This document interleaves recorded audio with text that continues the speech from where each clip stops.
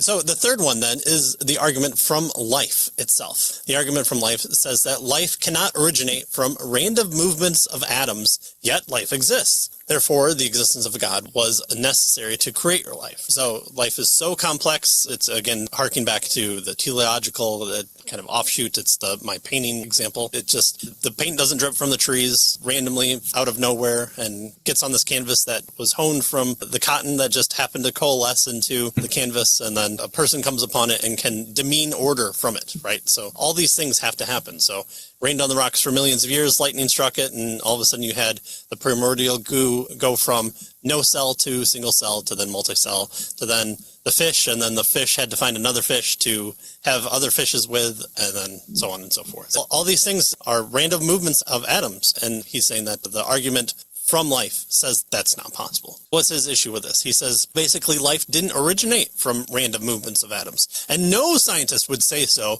because there are limits to the chemical compositions and physics of atoms, and they don't move in any possible way. Chemicals do not combine in any possible way. Again, I don't know if a double straw man is able to be put out, but I think this is a recorded case of a double straw man here.